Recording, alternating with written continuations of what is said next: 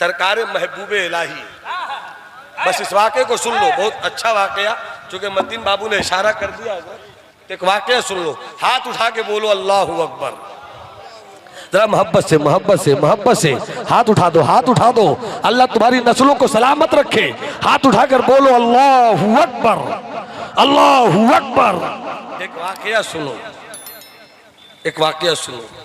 देखो मेरे दोस्त, मैं सच बता रहा हूँ। अब आज दिल खेजत बर दिल रेजत, नदीम बाबू, दिल से जो बात निकलती है वो दिल तक पहुँचती है। दिल से निकालने वाला मौजूद है, दिल से लेने वाला नहीं, तो क्या करें। जिस दिन दिल से लेने लगेंगे आप ना, आपका काम हो जाएगा। सुनो एक वाक़या, हजरत महबूब इलाही की किताब है, सैरुल औलिया भी पढ़ सकते हैं और सैरुल औलिया भी पढ़ सकते हैं उसको। उस किताब में एक वाक़या है कि हजरत सैयदना सिद्दीक़ अकबर का विसाल हो गया। अच्छा एक चीज़ हाथ उठाकर बोलो, अपना अकीदा रोशन करो। सहाबा में सबसे अफजल सिद्दीक़ अकबर है। हाथ उठाकर बोलो, अरे हाथ उठाकर बोलो ना भाई। सबसे अफजल सहाबी कौन है? बोलो हाथ उठाकर, कौन? सिद्दीक़ अकबर, फिर हजरत उमर, फिर हजरत उस्मान गनी, फिर हजरत मौला अली। सैयदना सिद्दीक़ अकबर रज़ी अल्लाह ताला अन्हु, उनके ताल्लुक से मैं वाक़या सुना रहा हूँ। आपका विसाल हो गया।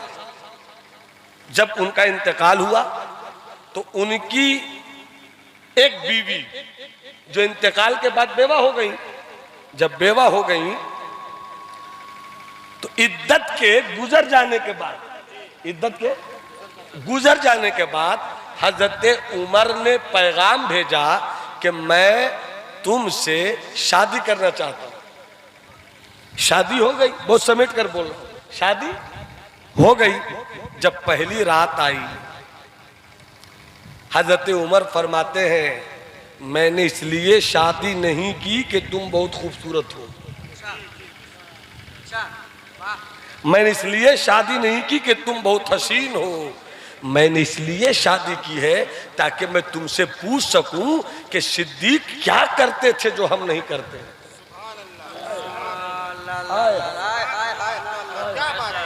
सिद्दीक क्या करते थे जो हम नहीं कर सकते।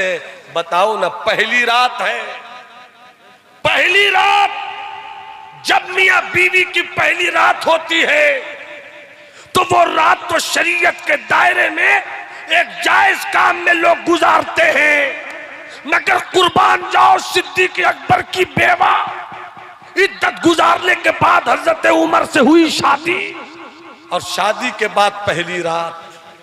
अब पहली रात में हजरत उमर कहते हैं ए मेरी बीवी बताओ ना मेरे सिद्दीक कैसी जिंदगी गुजारते थे।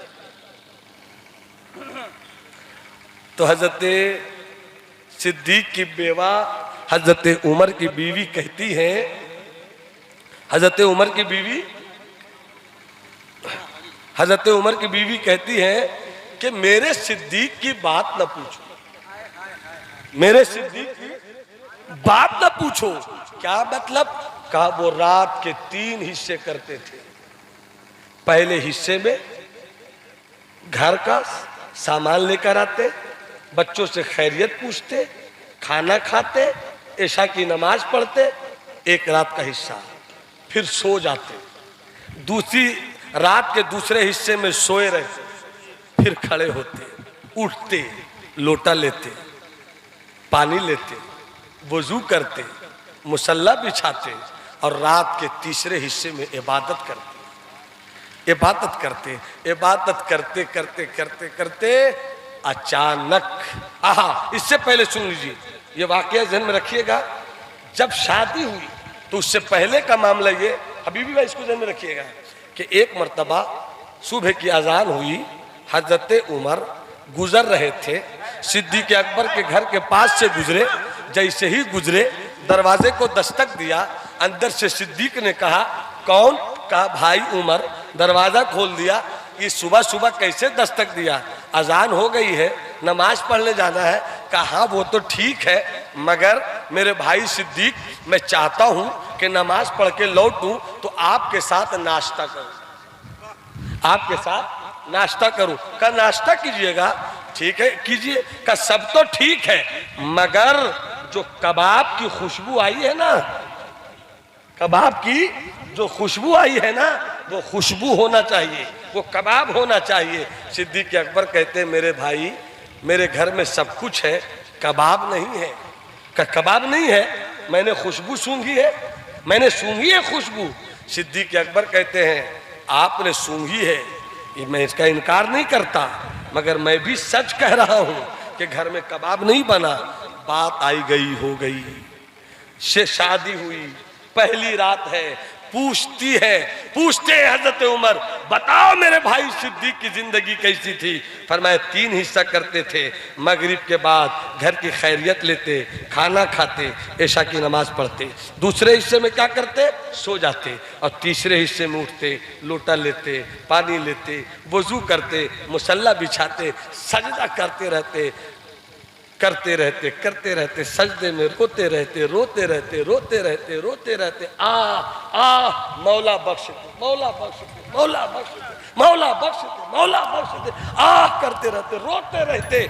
और जैसे ही अजान की आवाज होती, किसी को सुनना है, जैसे ही अजान की आवाज होती, सिद्दीक आह करते, आह। और जब आह करता ना मेरा सिद्दीक, तो मुंह से धुआं निकलता। कैसे लोग थे, हम सब गुनाहों में लथपथ लोग हैं, कैसे लोग थे। आ करते तो मुंह से धुआं निकलता, और जब धुआं निकलता तो पूरे घर में ऐसा लगता कि गोश्त जलकर अपनी महक फैला रहा हो, इतना सुनना था। सिद्दीक अकबर का ये वाकया, हजरत उमर रोने लगे और रो रो कर कहते थे, अब मैं समझा कि उस दिन हजरत उमर से जब मैंने कहा था तो उन्होंने तो कहा था कि कबाब नहीं बना, अब मैं समझा वो किसी हिरन के गोश्त, किसी ऊंट के गोश्त, किसी दुम्बा के गोश्त, किसी भेड़ के गोश्त की जलने की महक नहीं थी, वो तो याद खुदा की आग से सिद्दीक का दिल जला हुआ था। जिस जलते हुए दिल से महक निकलती थी तो ऐसा लगता था कि गोश्त जल। उसके बाद जो हजरत उमर ने तारीखी जुमला कहा, हिस्टोरिकल सेंटेंस जो कहा, उसको सुनो। अगर दिल होगा तब समझोगे इस जुमले को। हजरत उमर रोते रहे और रो कर कहते थे, या लैतनी कुन्तु शअरतन लिसद्र अबी बकर, काश मैं उमर न होता, काश मैं उमर न होता, सिद्दीक के सीने का एक बाल हो गया होता, सिद्दीक के सीने का एक बाल हो गया होता।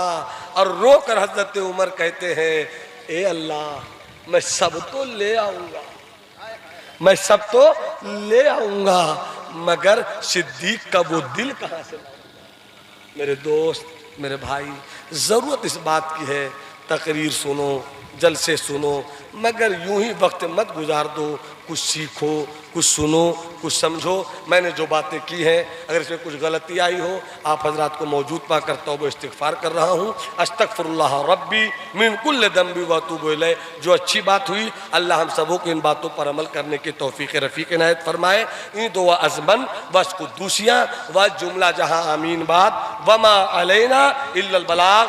तकरीर मेरी ख़त्म हो गई। जिन लोगों ने शुरू में सलाम का जवाब नहीं दिया, एक मौका दे रहा हूँ, सलाम का जवाब दीजिए। और जितने लोग इधर उधर हैं, मेरी एक गुजारिश सुन लीजिए, सब अपनी जगह पे आकर बैठ जाइए। हजरत नदीम को सुनिए, भाई हजरत मौलाना सिद्दीक झारखंडी साहब को सुनिए। मैं अपनी तकरीर खत्म करता हूँ, आपसे रुखसत होता हूँ। जिन लोगों ने शुरू में सलाम का जवाब नहीं दिया, सलाम का जवाब एक बार दे दीजिए। अस्सलामु अलैकुम।